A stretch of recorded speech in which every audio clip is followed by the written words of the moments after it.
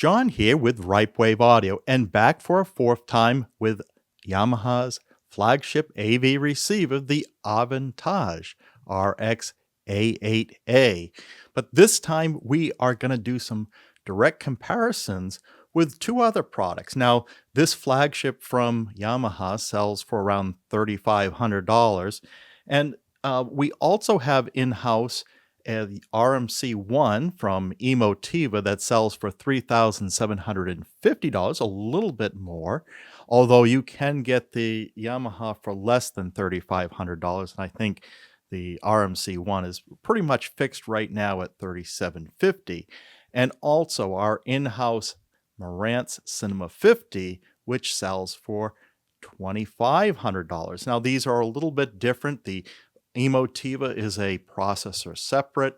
The Cinema 50 is similar, but it only has 9 channels of amplification versus the Yamaha's 11. And so what we're going to do is take a step up from the review last time where we compared the sound modes within the Yamaha, but now look at what's the differences with these other models. Do other brands interpret these sound modes differently? Well, the quick answer is yes.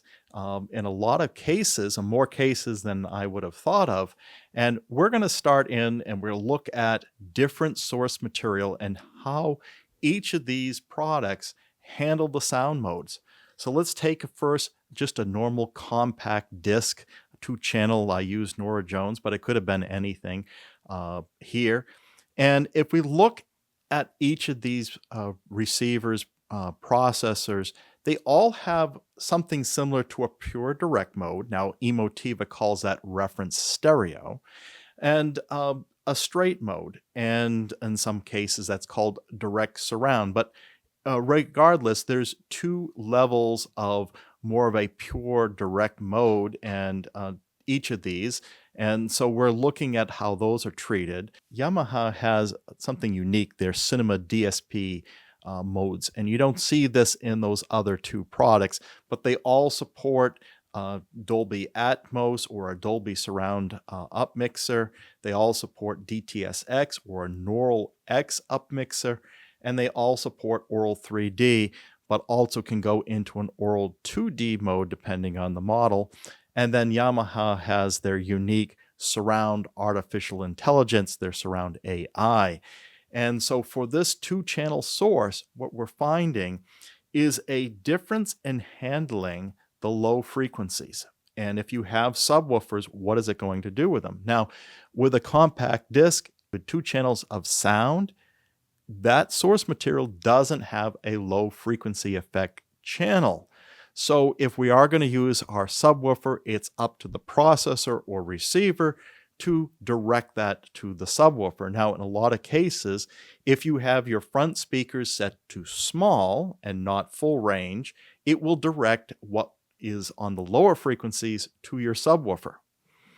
But in the case of Yamaha and with Emotiva and their pure direct or reference stereo modes, it's not going to do any output to your subwoofer, even if your front speakers are set to small. Now, in the case of Marantz, if you set your output to LFE plus main, and only in that condition will it output to your subwoofer. So the other thing I've noticed is whether it's going to go to one or multiple subs. Now, in the case of Yamaha and Marantz, it was only going to one of the 2 subs when it was capable of doing so. In the case of Emotiva, in its direct surround mode, it was going to both subwoofers in its direct mode. There are some differences just even in how these are treated with a compact disc. As far as the Cinema DSP, we'll just kind of know right through the start here. We're not going to do any further comparison because Yamaha is the only one of this group that is doing these DSP sound modes, and they're only ones that are doing this surround AI where it tries to pick up the dialogue and the effects and handle them a little differently. But they all have some form of Dolby, DTS, and Aural immersive sound, and whether that's upmixing or a 3D effect that's native to, that it's reproducing from the source. In this case, these are all simulated immersive fields when you're taking a compact disc. And the good news here is they're all able to bring up, and I have a 7.2.4 system. All of these processors are capable of handling that number of speakers. Now, the Emotiva will do a few more. It can also do a front wide channels, which I don't have hooked up at the moment, but it's something we're going to evolve our system to. But for this review, the max of these Yamaha and the Marantz are 7.2.4, and we've got the Emotiva configured similarly, and they're all able to do this. Now, with the caveat here is that with the Marantz, this is only when you have the subwoofer set to LFE plus main, you're going to get the full 2 channels here of the subwoofer output. So that is compact disc. Then we moved on to DSD, or Super Audio Compact Disc, SACD. And first, for a 2-channel source material, here I use Johnny Hartman's The Voice That Is CD. So it's took the old masters and put into a super audio format. But for demonstration purposes and what goes to what speakers, this was perfect. In this case, we are seeing the similar behavior with Yamaha and Emotiva, where they're not doing any subwoofer outputs. In this case, we're seeing Yamaha also with their pure direct mode. They're not doing any subwoofer output. You have to move to a straight mode that they have, and you get 1 channel of subwoofer output when you do so. You have no upmixing to the immersive formats. With Marantz, you get a subwoofer output when you set your subwoofer up to do LFE plus main. If it's just set to LFE, there'll be no subwoofer connection. And with Emotiva, with their DSD mode, their DSD stereo mode, you will not get any subwoofer output, even if your speakers are set to small. Now, Marantz goes a step further than Yamaha or Emotiva by allowing you to upmix your DSD audio signals to either Atmos with Dolby Surround Upmixer, dts-X with a Neural X Upmixer, and Aural 3D as well. So that is possible with Marantz, but not with the others. Now, with a 5-channel, 5.1 channel source SACD, this I use Pink Floyd's Dark Side of the Moon. That's encoded as such. And in the case of pure direct, Yamaha and Marantz are able to give you 5 channels plus both subwoofers active. Of course, with Marantz, that has to be LFE plus main to get both subwoofers working. With the case of Emotiva, even with a 5.1 encoded disc, there is an LFE output. It is not directing any low frequencies to the subwoofer. I was quite surprised by this. So I colored in here yellow, meaning we're degrading. We're less than what's on the source material. To me, this is not good. We should at least be able to reproduce what is on the source material. Everything is being directed to my front channels, whether left, right, or center, as well as the side surrounds. In all these cases, we're not getting any back surrounds, except for with Yamaha, with their straight mode, it will upmix and give you back surround. It's essentially a copy of the side surrounds to the back channels. Like in the 2-channel SACD with Marantz, you're getting the capability to use the Dolby, the Neural X, and the Aural 3D Upmixer. Now, we got to be careful too, and I didn't mention this the last time, with Marantz, there are a couple of options often when you hit your movie or music surround, you can do this full immersive. So you want to be able to put it in DSR or Neural X or Aural 3D mode, but you can't, in this case, go to Aural 2D, because if you go to Aural 2D, and there may be times when you find it desirable, it's going to shut down your height channels and only keep it at ear level. But I actually like that ability, that flexibility that Marantz gives you, is whether you're going to use the immersive channels or just stick to the ear level speakers for your upmixing. So good move by Marantz. You're the only ones that are delivering that level of flexibility consistently.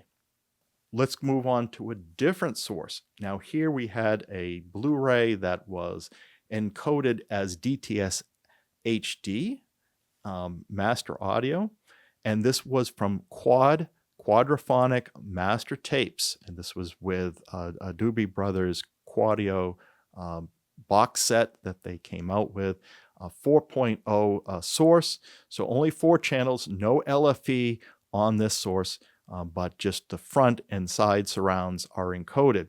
So what does each of these do with this? For Yamaha, Pure Direct and Straight give you the same thing. They give you a 6.2 output. What they're doing in both these cases with this mix is copying the side surrounds to the rear surrounds. You don't have any choice to turn that off. You must get the 6.2 upmix. It is going to both subwoofers. With Marantz, though, you're different. You're only getting the side surrounds and not the rear surrounds in Pure Direct or Direct modes. And you do have to put the LFE plus main on those like the other cases. Now, Emotiva, we see a strange thing here. In the reference stereo mode, and now reference stereo with Emotiva only shows up when your front speakers are set to large.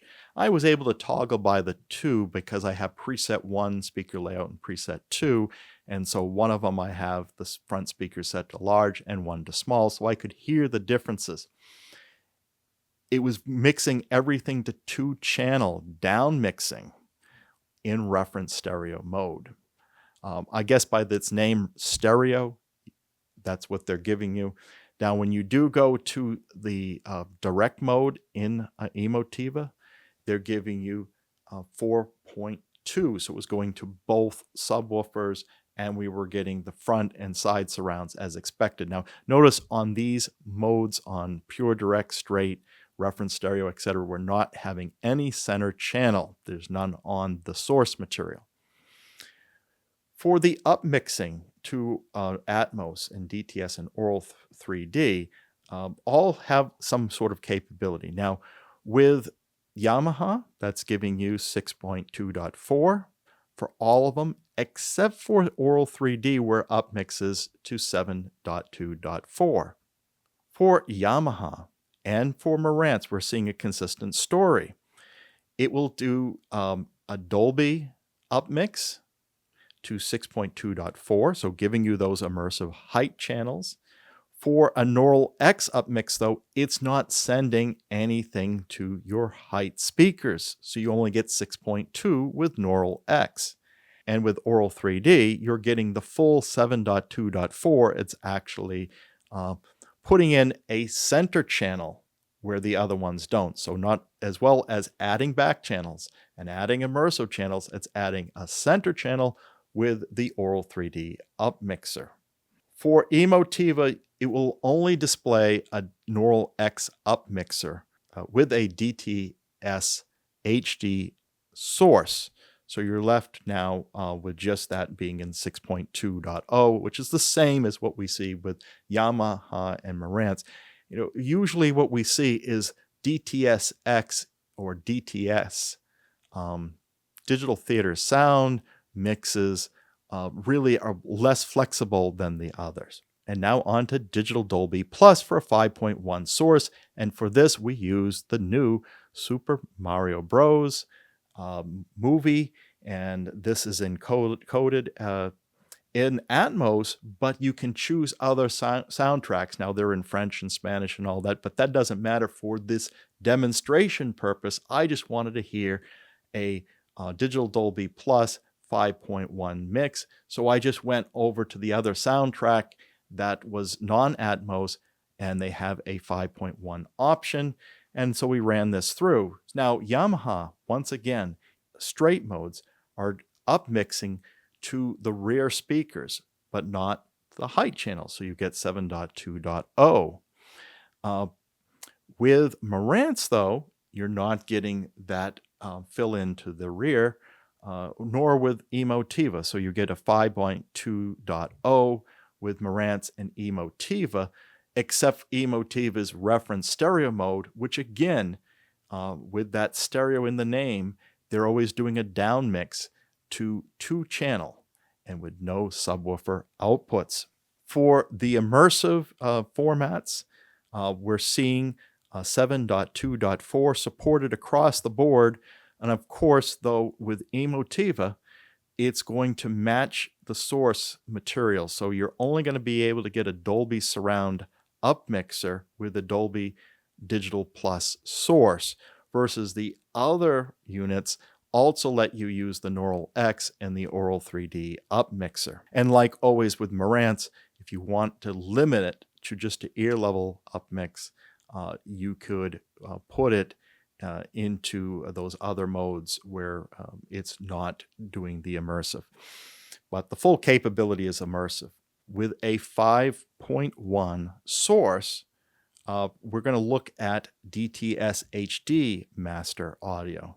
And for this, we used Spider-Man Into the Spider-Verse, which we have a 5.1 soundtrack on this. I find DTS soundtracks a little harder to find than any of the Dolby or the Atmos ones. But in this case, very similar to the Dolby Digital Plus experience. But one anomaly here on the Emotiva, while they gave you a option to do reference stereo on a Digital Dolby Plus, on the DTS sources, they're not giving you reference stereo option. So you only get the direct option, which is 5.2, which is similar to how Marantz is handling their pure direct and their straight sounds. But with Yamaha, again, it is that filling in the rear channels, and you get with a fill in to 7.2.0 on this. So you get both subwoofers working with these DTS sources. Now, for the upmixing to the immersive formats, they all are capable of going to the full 7.2.4. But in this case, again, Emotiva is staying native here, and they will only let you do the upmixing with Neural X, and there's no surround. Of course, Emotiva doesn't support Aural 3D in any fashion, and I haven't heard any word that they're going to add that in the future. So you'll see this consistent throughout these slides.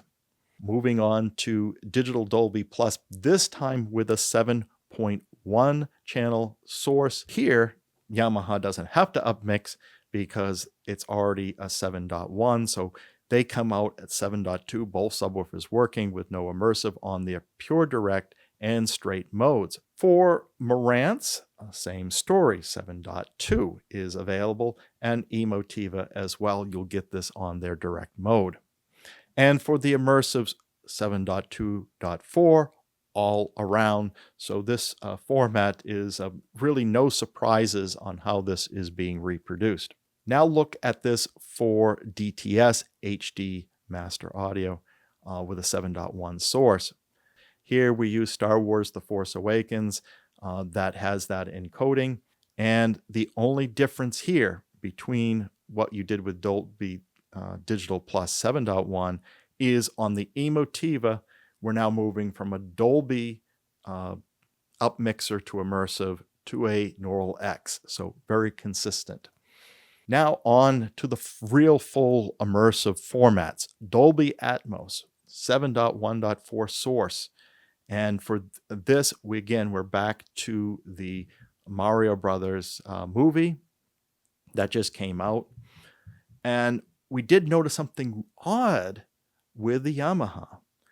And this is the only case where they down mix. And this is when you do pure direct with an Atmos source, it was down mixing to 5.2.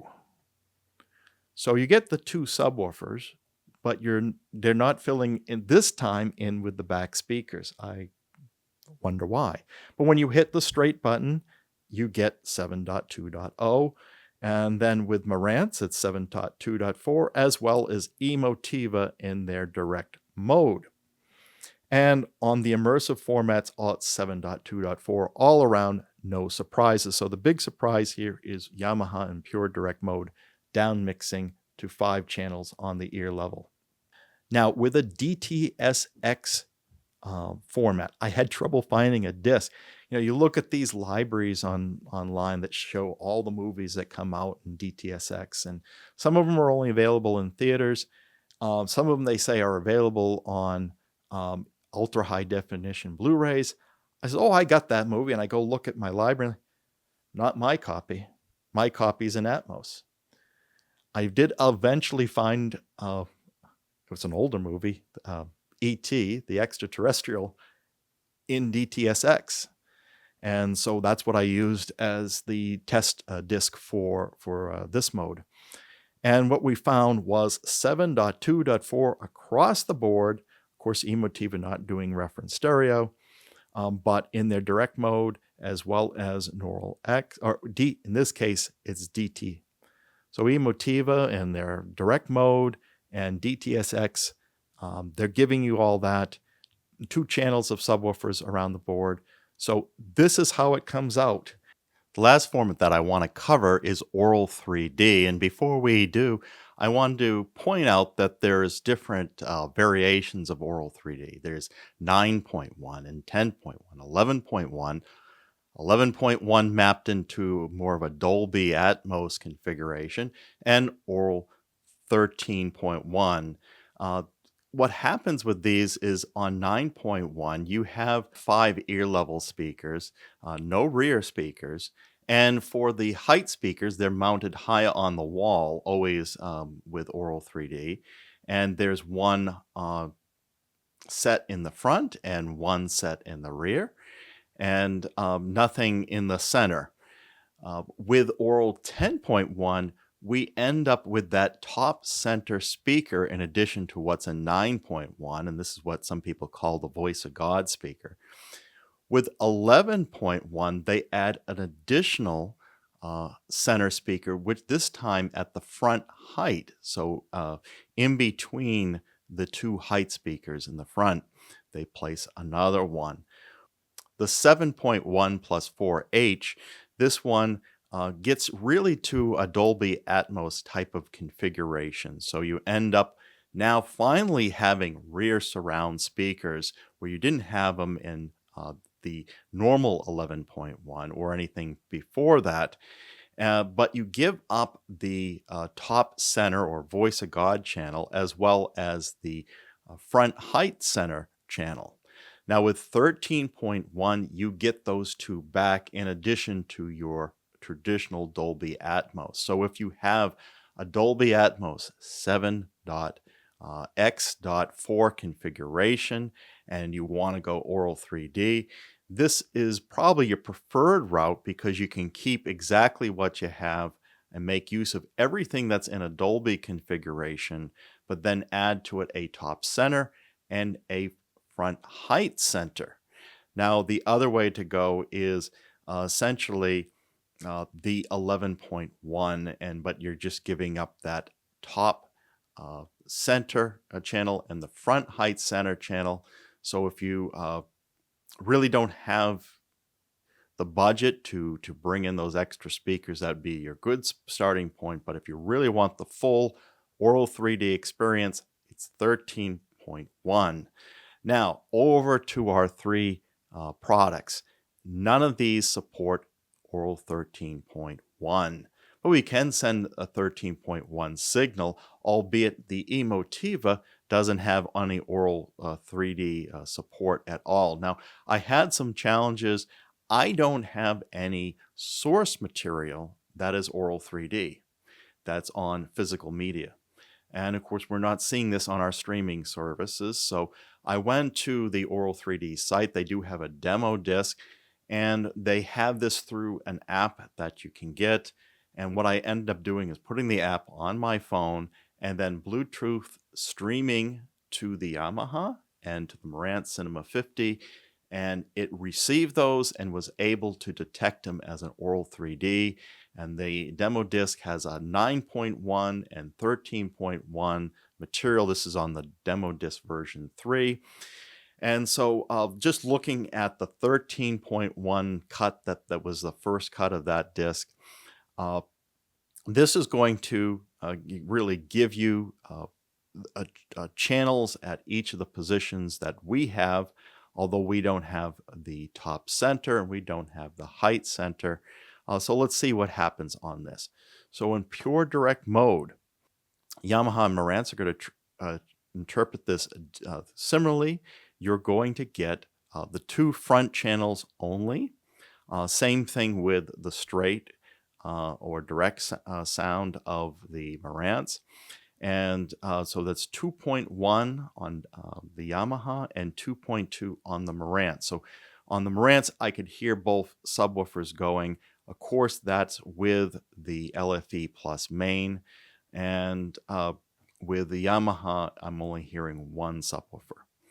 Now, when I run the DSP modes in Yamaha, there's still a down mixing, but for 4 channels. Now I can hear my side surrounds, but we're not hearing the rear surrounds, which really aren't present in the Aural mix anyways, but I'm having my 4 height channels being heard in those DSP modes. Now, if that's on the music mode, now in the movie DSPs, I'm actually hearing the rear surround. So there's a difference between the music and the movie modes on this, and I'm hearing that extra subwoofer in the movie modes. So it seems like Yamaha is saying if it's for music, we're only going to use 1 subwoofer, and if it's for movie, I'm going to use 2. On to the immersive formats. How does it interpret this? Now, whether you're Yamaha or Marantz, it doesn't matter if you're trying to use the Atmos, the DTSX, or the native Aural 3D decoder, it's going to interpret that. And you're going to get a 7.2.4 signal out, and this is whether it's Yamaha or Marantz. But again, you're not getting those 2 extra channels that are in the 13.1 feed, which is the top center and the front height center speaker. And of course, the surround AI, which is unique to Yamaha, has all this as well. As far as Yamaha, we are yet to see a processor or receiver that's able to do 13.1. I understand that the higher end Marantz and as well as Denon products like the AV10 are able to do the full 13.1. Now with the unit that I have, the Cinema 50, it does let you configure a top center speaker, but at that point you're giving up the use of the rear speakers, the rear ear level surround back speakers can't be used. So you do have those limited channels with the Marantz, so you can't do everything that you want with that. Or I'm giving up the rear height speakers. So you make the choice, but you've got to get that extra channel somehow, and that's the trade-off with the Marantz Cinema 50. This is how it comes out. This took a lot of research, a lot more than what I thought would take. It takes a lot of time to confirm these answers, and I might still have things wrong, but you'll tell me. Hopefully I got this right. When I saw an anomaly, I would run the test again and see if I was really hearing things out of the subwoofer or not. And ultimately it came down to this list. I hope you found this content useful. It helps you understand, just because you have 7.2.4 configuration or something else, and you have a movie that is or audio disc that is encoded a certain way, you might not get what you're expecting. And I want you to understand this and kind of help you decide too, if you own one of these systems, how to go about it. Now, what I do is I have this ABC switcher behind me, and it can handle up to 3 receivers or processors at a time. And I can isolate, and I can set it up so it's only putting out to the subwoofer, only putting to the surround backs. I can turn that volume up and make sure really nothing's coming out of this. I don't always believe what shows on the screen on the info button. Each one of these tests I did, actually listening to each of the pairs independently: front, center, side, back, front row, rear row, heights, and subwoofer. And to fully get right how these things are actually outputting, despite what the source is, despite how I have the button pushed for the sound mode on the unit. It ultimately comes down to what comes out your speakers, and this is how we represented. The manuals are often very confusing. They have all these if, then, else statements in there. So hopefully this type of research helps you. Let me know. Let me know if you found some other quirks, not just with these models, but something else that you might have. And if you enjoyed this video, please like and subscribe. If you want to take your membership to the next level, consider going to www.patreon.com/Ripewave, and you could join that part of our community. I'm going to do some things different. I think I'm going to lower the prices on that. I want more people to have access to that content and be able to weigh in with additional conversations. So that will be coming. And you can hit that thanks button if you really enjoyed this video. Consider donating, one-time donation, or no commitment at all, to hit that bell icon so you'll be notified when the next video is posted. Until then, keep evolving your audio experience.